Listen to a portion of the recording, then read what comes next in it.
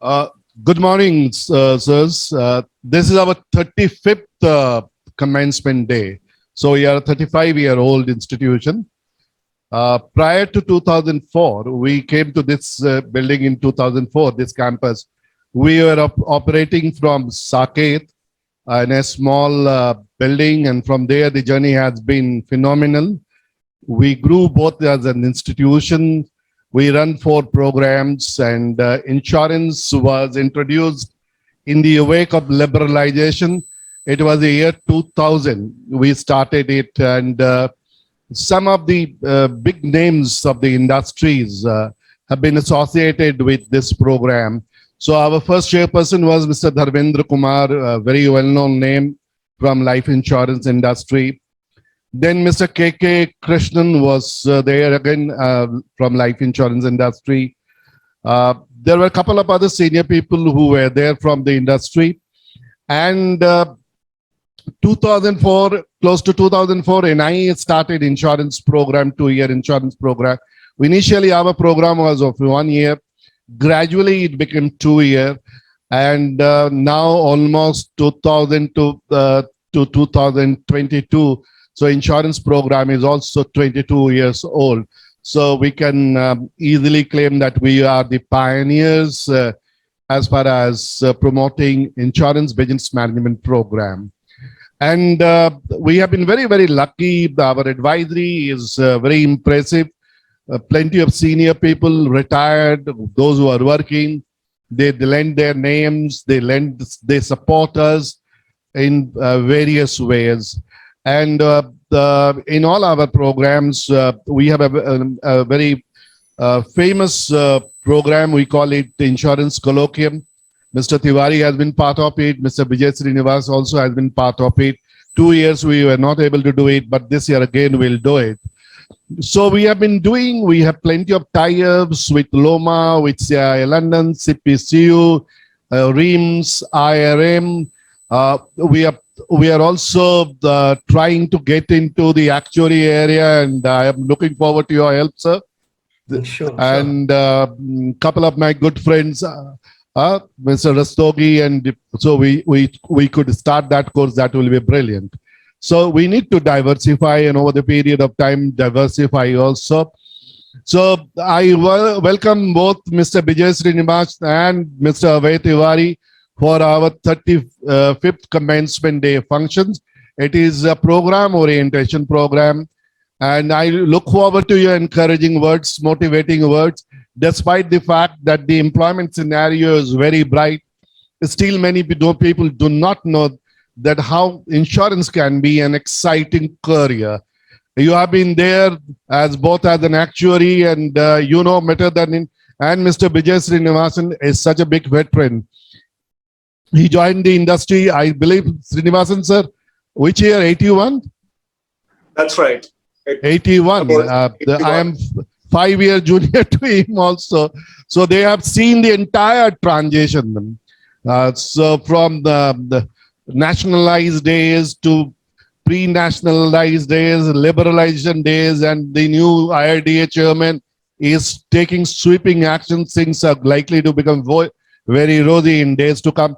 With this, I welcome you both, sir, and Monica, please take forward the proceedings. Thank you so much, sir, for the welcome. As you know, sir, the students has just joined and they are from the different background.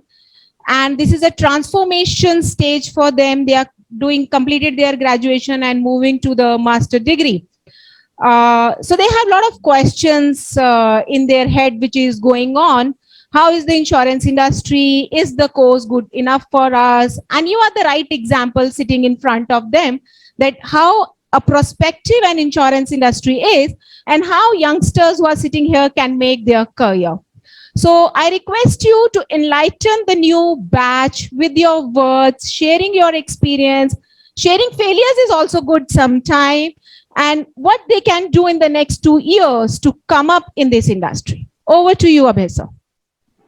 Thank you so much, Monica ma'am. I think it's a great pleasure to be part of this platform. I think it's a very charged up platform. some of the most brilliant minds sitting together. Brilliant and restless minds, I would say, because this period, we are all very restless when we.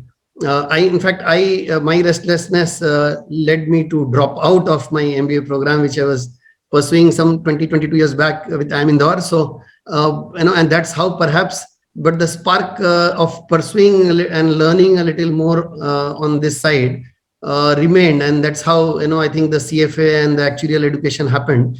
It was also, I would owe it to leaders like, there was a Kotak managing director called Mr. Shivaji Dam. He is still, doing some consulting work, but he at that time was leading insurance, for Kotak, and he advised, and I was working there, and he told that why not pursue this actuarial science program? And I was a branch manager in Calcutta looking into sales. So it was a very different, a sales manager and a branch manager grew to become a branch manager actually. So, he was very inspiring, came back and told that, this actuarial education is something which India needs at this point of time because we don't have enough actuaries. And that's how, I was also not aware much, awareness was not there beyond, say, some companies which were employing actuaries.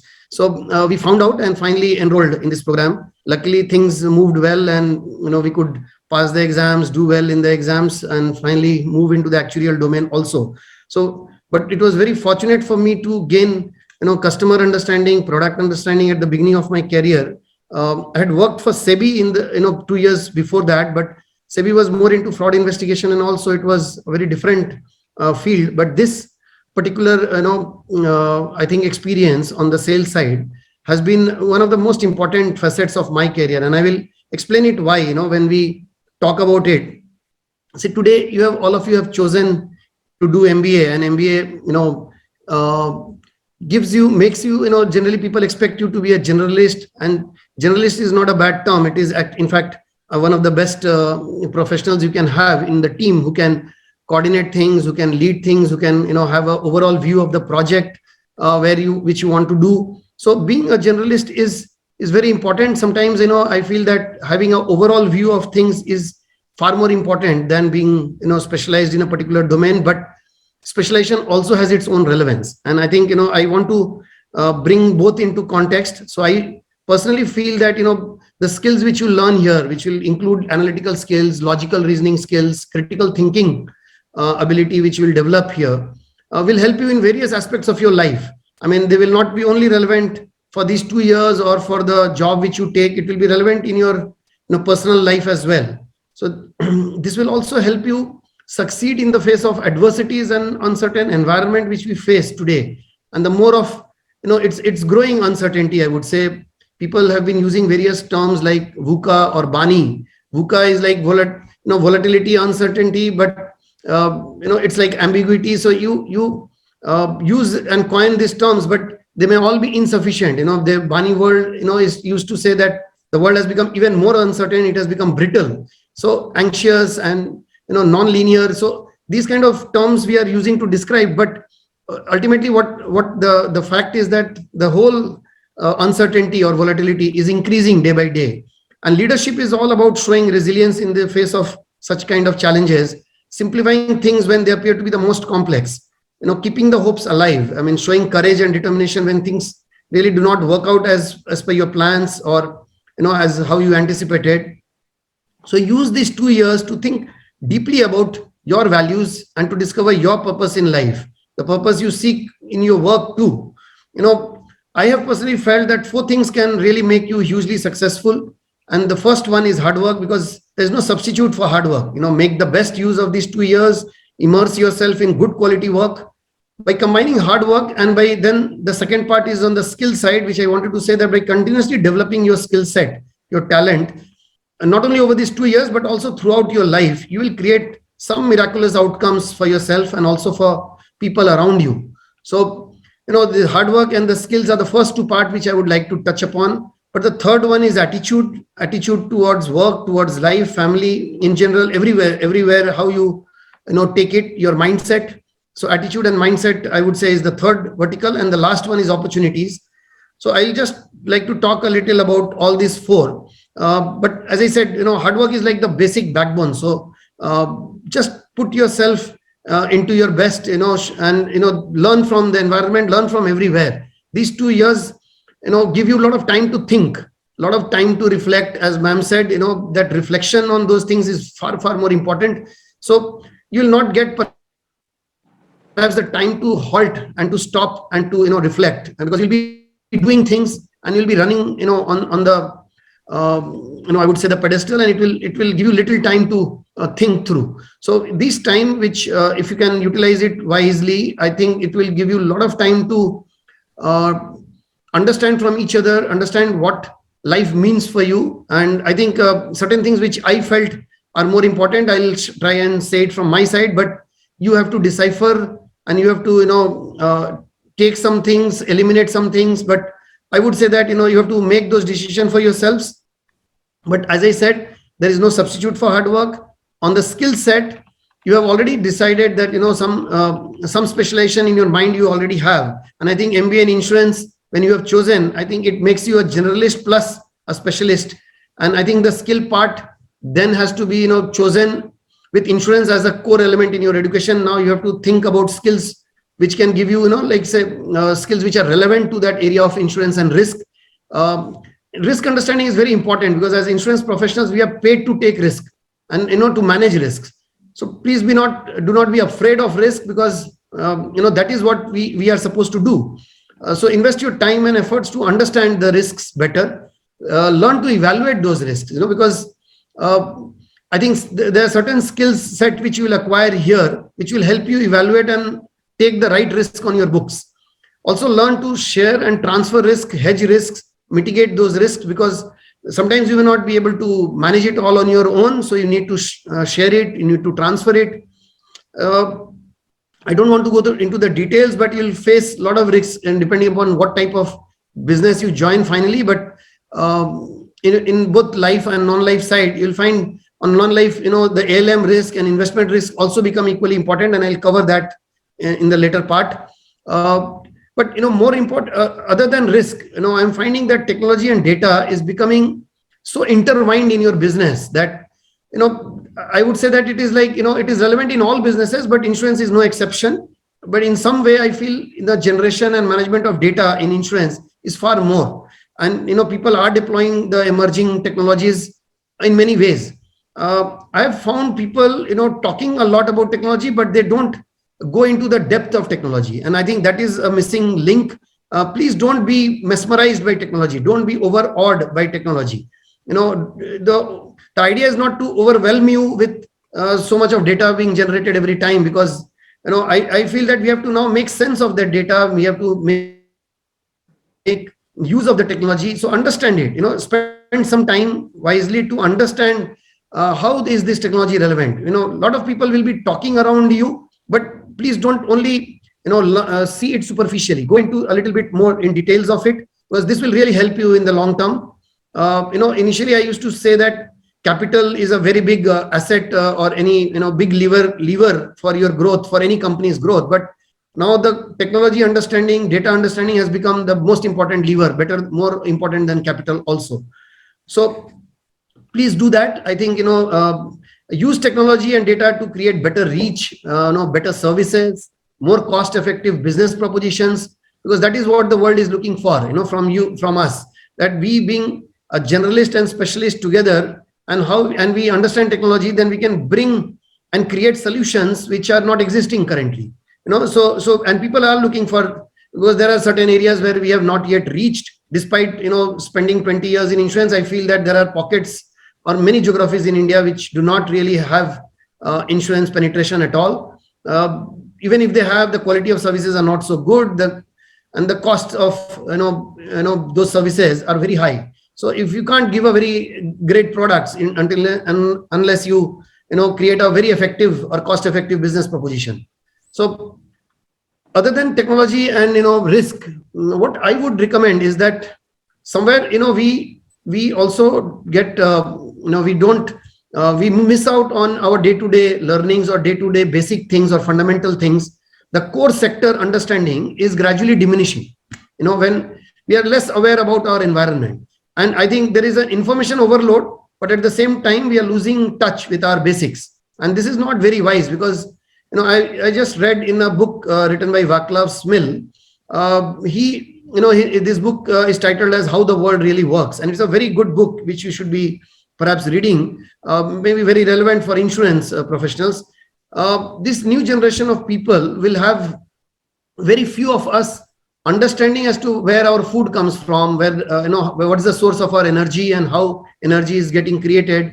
So very little understanding of manufacturing sector. So if we don't understand our core sectors well, we can't create great services. And I think, these core sectors like agriculture, manufacturing have to be equally given equal importance or even more important sometimes, because, the growing demand for energy and growing demand for food in the next, say, few years will put a lot of pressure on this side. And I think we as professionals, we are into servicing side, we are enabling insurance, but if cybersecurity insurance is going to gain traction, so would the food security, crop insurance, weather derivatives, and all of these will require your fundamental understanding of, these kind of industries. So please, pay attention to the core sectors. I think, and also the environment, around you. Sometimes we are not just present; we are only, too overawed by data and what is happening, what is the output of the machine or the software which we run. So,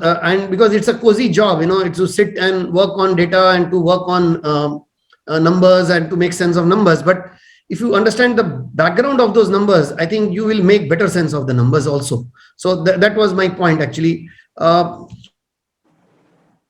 See, product understanding, pricing understanding, capital understanding, this all will help. So I would put it as overall technical understanding. So insurance sector, the technical understanding of products, their pricing will be definitely helpful. The valuation understanding, the capital understanding. So some way or the other, have a overall, if not very in-depth of it, but at least understand the context of this, because sometimes you will be respected for these skills which you acquire in this area also. Some of you would like to specialize also in these areas, and I think that will be very, very good and very helpful for the industry. But having a overall understanding, even if you're not working in that same area, is still very important. So on the customer need, I feel, the next aspect, that all these skills which you acquire, if you don't understand the customer's needs, then they'll not be relevant, they'll not be practically implementable. So it's more important to understand what people need and then apply your technical understanding to cater to the customer needs, to develop and provide the best products or the greatest of services which you have been thinking. So so this customer need becomes a very important one, and you have to be in touch with customer. I don't know, I mean, many of you may be working at the back end, may not be in direct touch with customer, but make it a point to understand that need, either by talking to your colleagues or sometimes going and traveling, meeting face to face, or talking to customers over phone. Sometimes we just talk to a salespeople to understand, what exactly is the customer requiring at this stage. Another important element which perhaps in such education we miss, even in the actuarial education, we study on the investment on the finance side, but the focus is largely on the liability side. And maybe the MBA insurance will have a little extra weightage on the understanding or explaining you the concepts on the liability side.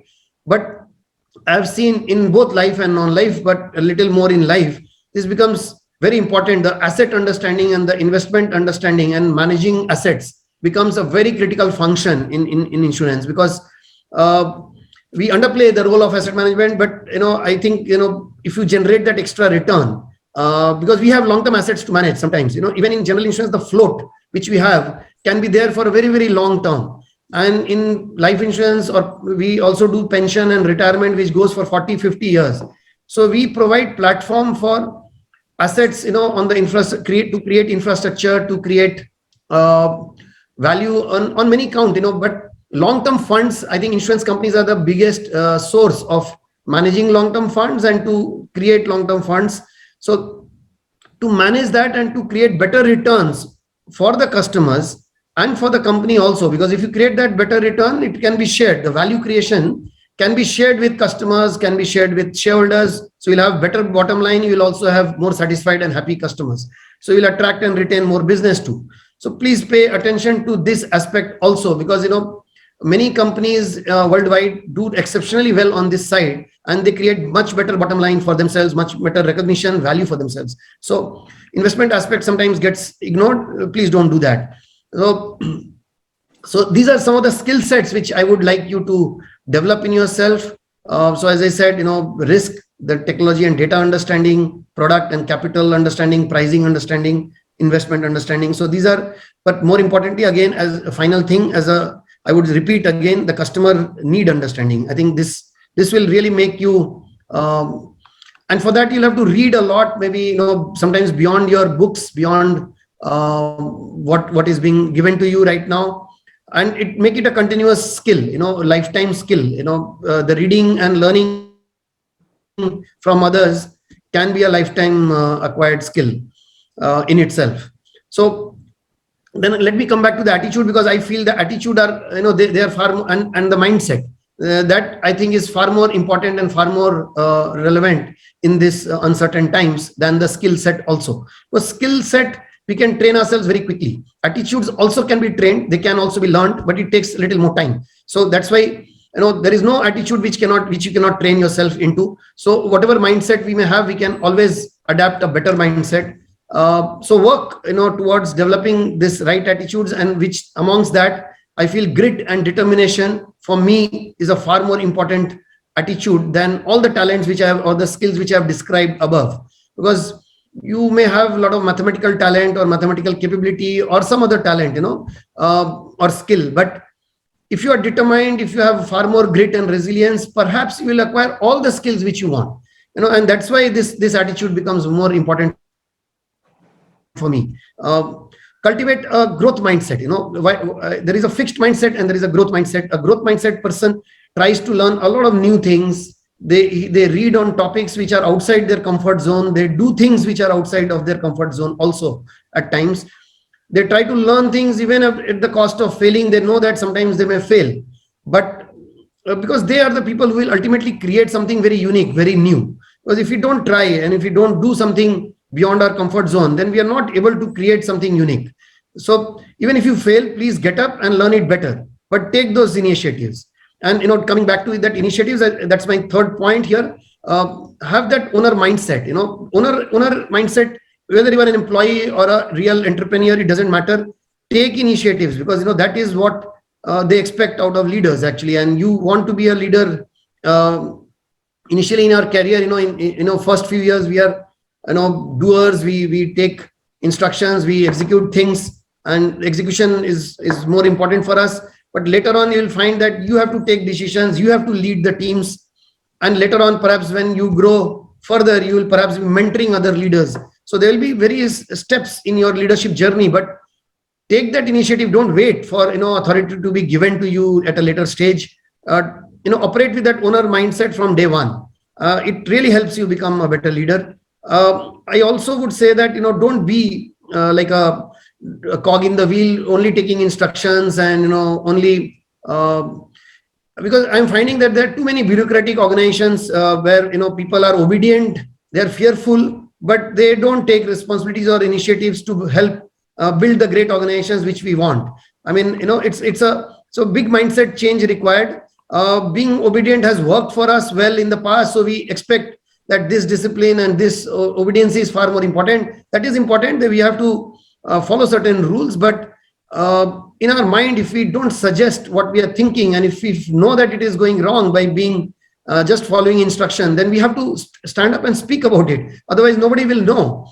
And I think, then we'll falter, and then we'll reflect back and say, oh, I had thought about it like this, but I could not say, and I could not do because I thought that maybe my voice will not be heard. But don't do that. I mean, people are willing to hear you. Organizations are willing to listen, but provided you also, perhaps most of the schooling, education also teaches us to just accept whatever is being taught. But I would say that question things, ask fundamental questions, think independently is my next point. Actually, that's the real point which I was wanting to make, that thinking in, 0 to 1 thinking, which Peter Thiel says in his, he has written a book called 0 to 1, and he is a founder of PayPal. So he says that, it's very rare to have 0 to 1 thinking is not easy, but that's exactly what the world needs from you. 1 to n thinking is more of replicating the same thing, whatever has been already created, how to do it better, and that is 1 to n thinking. But 0 to 1 is a fundamentally new way of doing things, or creating new product, new services. So think independently and put your ideas, even if it's a small idea, don't hesitate to bring it out.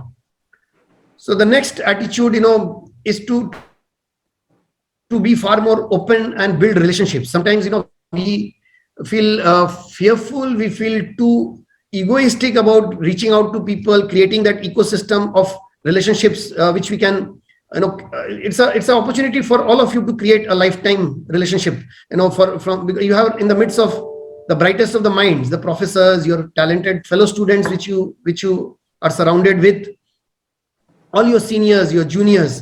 It will last you a lifetime. So please invest in your relationships, build them up, reach out to people, be a giver. Actually, relationship building requires you to be a giver. We generally try to take more from the relationships. I think, the best relationships are built when you do it without expecting anything back. And, so just be a giver, and you will get it back. You don't have to think of getting back, but somehow I've seen that destiny tries to give you far more than what you are trying to give. So giving to the ecosystem is far more important, and do that and try and build great relationships.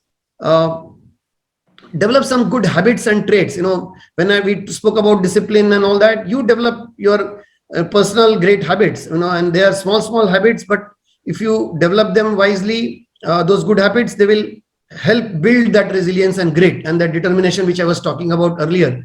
That, sometimes we face those challenges and all that, but these habits, if you go out for a run and if you're doing it daily, perhaps that will be the biggest stress buster for you. So when you face difficulties and challenges, those habits, they come to your rescue. So and focus on your health. I think, ma'am said that in the beginning, that both physical health, mental health, they will be very, very important. But those habits will help you. I mean, these habits which you develop will help you maintain good health, both physical and mental.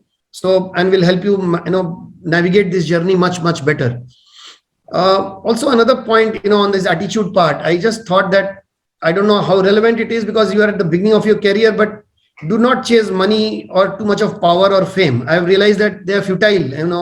Maybe the realization, I was also like that. I was also chasing them. So it's not that I was very different, but later on in your life, when you grow, you realize that they become less and less important.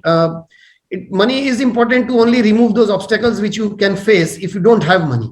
But so only to that extent it has its relevance. But beyond that, I have never found money to bring happiness, actually. So, the relevance of money is, in that sense, is questionable. If you want to see and equate it to happiness, I think it is not really fair. So, please. நான் ஒரு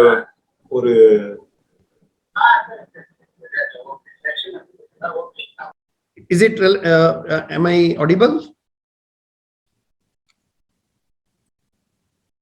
Yeah, am I audible? Yes, sir, you are audible. Okay. So, because I was talking about chasing money, so I thought I was dropped out because of that. So, I think not chasing money, power and fame makes you, and chasing a better overall purpose actually, makes you a better achiever in life. I've seen that, identify some better purpose, for yourself. And I think that is where these 2 years will give you a lot of opportunities to think for yourself as to what are those things which you want. See, the desires, they make you ambitious. They, that you become a trendsetter, go-getter and all that, but they also end up making you sometimes unhappy if you approach them with a fixed mindset of just showing to the world that how good you are than others, or how much more you have achieved as compared to someone else. So, being too much of a slave of our desires, when we start, because the moment you achieve one desire, you start feeling the need of the next one. So I realized that, addressing this aspect of your managing this desire thing is very important. I mean, perhaps the best way to approach this is that do things and desire things to help others actually. So instead of looking things for yourself, if you start having higher purposes wherein your desire is to help other people, which can be your team members, your colleagues, your customers, your business partners, your friends, family, looking beyond your self-interest, I think that is really, it will help you become more peaceful with yourself and more happiness in your mind. So I think desire management, and shifting the focus of desire from yourself to others, I think is a very important step which you can take. Finally, coming back to the opportunities part, or to the luck part, I would say, here, you just need to put your best self forward. I mean, your opportunities will always find you. Once you are putting your best self forward, you'll see that, the opportunities are finding you. Luck is always, there for prepared people. So just focus on the inputs, put your energies into that, stop struggling against things, because, I've realized that on the outcome, the focus is much more or much higher. We think that, why this didn't happen like this, today, it was supposed to be a sunny day, but it is raining, so it is not a very good thing. But it's an outcome, it just happened, and you don't have any control over that. So stop struggling against things which are not in your control. Work on your inputs, put your energies behind that. I think the best opportunities will always come finding you. So we need far more determined and prepared people to create a better universe. I think, that's all from my side for this session, but I'll be very happy to sometimes come down and meet all of you in person, because it's a very good platform. I know I see highly charged up people. It also rubs off the energies to all of us actually. Manoj sir, has been a great friend actually. So he has been helping the entire industry do well in many ways or the other. We all, owe a lot to him. Actually, he thinks very independently. So you will learn a lot from these faculties and the people who are present here. They will add a lot of value in your career. So spend these 2 years, learning from all of them. I think, I'm getting this message. My internet connection is unstable. So I don't know whether I was clear in articulating everything, or if sometimes the voice was dropping, then my apologies. Please bear with us. I think, I don't know, I tried the internet to be good, but technology sometimes fails us. So that's all from my side, but thank you so much. I think if there are questions, I'll be happy to take them and answer. Yes, sir. We'll have some question. And you were very clearly audible to us. We have taken all the things which you have guided us. And it's not only for the student, even for people like me also. So the first message is deserve before you desire. And to become deserving, the 4 values he has told you is hard work, attitude, skill, and opportunity. So I think, sir, they had already minimized their risk by coming to this course. So one risk they has already minimized. And when they have minimized the risk, they will get a lot of opportunities here, coming with the BIMTech brand. And we will try to make them work hard and polish their attitude. Now I throw the ground open for the students. If you have any questions, please.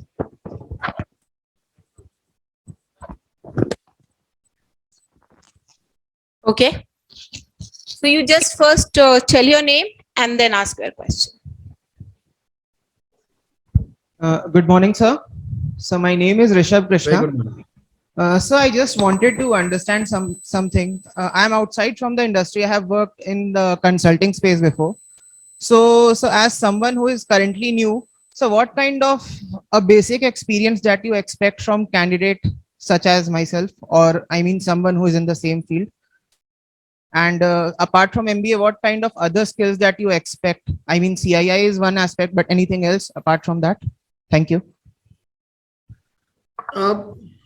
See, when we go to the campuses of the MBA institute like yours, I think we feel very happy, and we are equally eager to get students to come on board with us, because we are also competing with many other companies to hire the best and the brightest minds. And all of you have spark, and all of you can do really well in your career. As I said, it's also not too much of we don't expect too much to in the beginning. We expect you to come with an open mind. We expect you to come with desire to learn, to help yourself, to grow yourself, because the skill sets which perhaps you have, we know that you are sometimes or most of the times you will be a fresh or a raw talent. Those 2 years you have learned, try to learn too many things. Actually, there will be you'll have to touch upon some, say, 30, 40, 50 things which you will be learning in the next 2 years.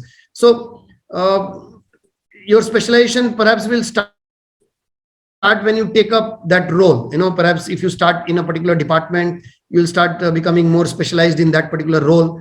So always there'll be some learning to acquire for that particular function, but we need people for various functions. As I said, there are roles which we need people like you to come independently, think on technology side, on data side, on sales side, customer side, on investment side, product pricing, actuarial. So we look at vast gamut of things, and we look very independently. We don't see too much of technical abilities when we look at students. We look at more of the desire to learn more on the job, because it's a continuous learning. I'm finding that whatever you learn in 2 to 3 years, sometimes after 3 years you have to relearn, or 4 years you have to relearn. So the best part, or the best thing which you can take away from these 2 years is the ability to relearn and to retrain yourself, the ability to or that continuous desire to keep on acquiring and learning new things. So I think that's the most important attribute which we look at. As I said, the grit, the resilience, those are those fundamental attributes which becomes more relevant for us. The talent and the skill, we know that most of you now have that, and once you pass out of this 2 years of thing, I mean, your grooming and thing will be far better than what we expect. So generally on the skill side, if you want to pursue some other course, see what can complement what you want to do in your life in the future. So if you are looking at investment, maybe some qualification around investment. You look at marketing, then some or even reading books. I mean, even if you may have to run for any other separate course or qualification, but just reading good books on that area will help you. But we, generally when we approach, we look at people more from their attitude part rather than the skill part, because we know that all of you have that relevant skill for what we have gone there. Thank you, sir. Thank you very much. Anybody else? Who's the next one? Can I have the mic, please? State your name and then a question. Good afternoon, sir. Akshay Sharma this side. So my question is that what is the market penetration of insurances in current business market? And concluding that, sir, what as a professional we should do or learn to improve the statistics?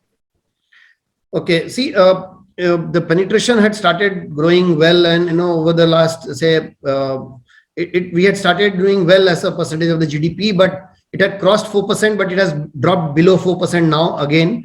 Now, why it happened is because we did not grow as much as the GDP growth, for say 5 years, from 2010-11 to 15-16. The growth was very muted. It was like almost flat growth, 0%.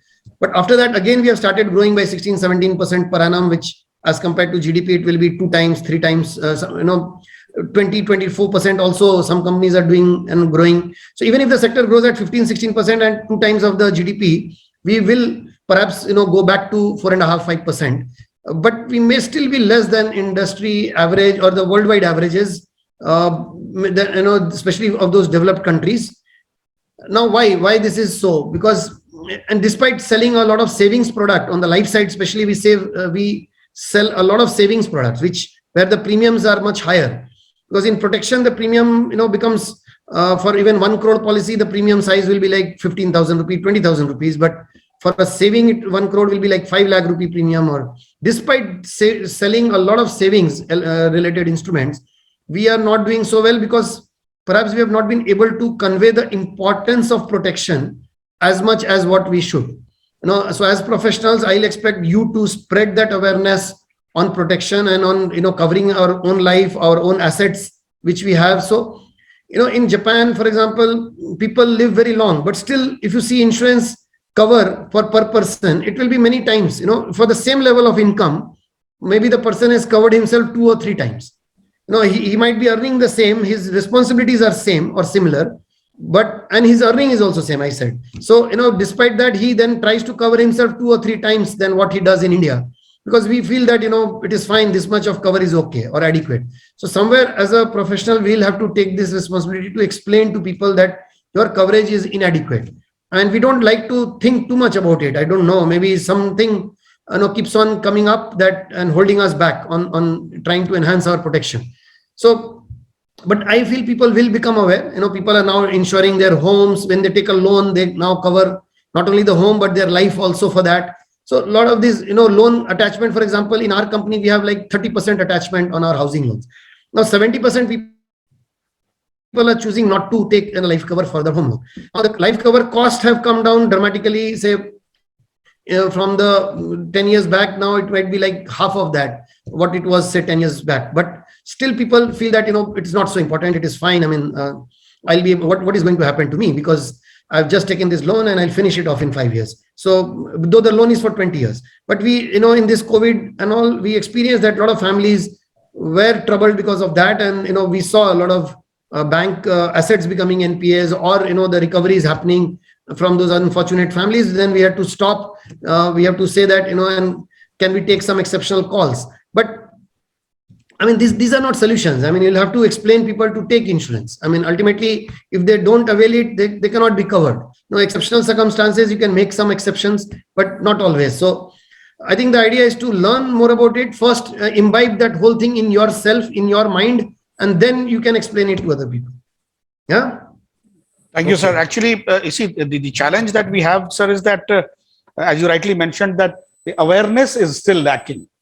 You'll be surprised to note that till about 4 years back, when we visited Mumbai with my chairperson, Professor Chaturaj, people in the industry always thought that BIMTech teaches you to do a sales job. And when it comes to insurance, sales job means the job of soliciting business. Now, it took us almost 3.5, 4 years to dispel this myth that marketing or development of business is just one of the areas that we specialize in, and not only marketing or distribution as such. But then you rightly mentioned the focus of the current generation or the current batch should be more on spreading the awareness as such. And do you have any more questions, sir? Sir. See, this thing is that, on the sales part, I don't know. I mean, somehow we have been de-glamorizing sales, thinking that it is a bit of an untouchable. I feel that, my personal career started with sales. Had I not done sales, maybe I would have not been, sitting today and talking to you, because, that exposure and that experience really made the person or brought the best out of me. I think, the actuarial skills, the risk understanding, they all help. But I think the best part of my training in my career has been my exposure to sales. So you are please don't absolutely underestimate the value of sales. No, sir, you are absolutely correct, sir. That is the best way of getting to know what your client needs. And unless you know what your client needs, you cannot proceed ahead, sir. See, I feel that, you are interacting with families and explaining to them to save their money in the best possible manner. Absolutely. Protect the risk which the family can face all of a sudden. So how noble a job can be. I mean, that particular job which you are going to do carries that element. When people retire and they unfortunately do not save enough, they don't know how to manage their lives after that. And you guys are creating that. Sir, we are lucky to have our director with us at this very moment. Dr. Chaturvedi is here. Sir, very good morning, very good afternoon. Sir, Mr. Abhay Tewari, CEO and MD of Star Union Dai-Chi, sir. And Vijay, sir, are you there? I'm there. Sir, our director, Dr. Chaturvedi has just joined in, sir. And Pleasure, sir. Met you Mr. Vijay earlier. Srinivas, sir. Sir, if you remember when we had gone to Chennai, he was one of the important persons to help us in that seminar, sir. So I would like to come down and meet you in person, but unfortunately, we are trying to take a lot of advantage out of COVID situation, and we are, but sometimes it is helping us also because we are being able to work from anywhere, so it helps us to reach out to more places, and simultaneously we are able to do a few things which perhaps would not have been possible. But I'll make it a point that I'll come down and we'll meet face to face. Even all the students, very bright batch. So I feel that I would love to interact with them in physically, whenever Thank you, sir. I'm grateful for your kindness and for your generosity, promising your visit to the campus. We shall be very delighted. We shall be very happy, and our students will be immensely benefited. It will be my pleasure, sir. I think, it will be a big privilege. I think we have a lot of the students working with us, and they are, one of the best we have with in terms of our people. So, I think this relationship has worked very well for us. We have been very proud and fortunate to have this relationship. Once again, thank you, sir. Thank you. So, one particular remark of Mr. Tewari indeed gladdened our hearts that BIMTech students have been doing exceedingly well, and that's a music to us. So we feel that we are rewarded by the kind of teaching, learning, and rigor that we create. We'll continue creating it, and hopefully think that the next generations also will serve the industry very well, much up to the expectations of people like you. Thank you so much, sir. Thank you. It was a great pleasure to host you. No, thank you, Chaturaj sir, Manoj sir, Priyadarshini sir. I think everybody. I mean, it's a great privilege and honor to be a part of this platform. Thank you, sir. Thank you.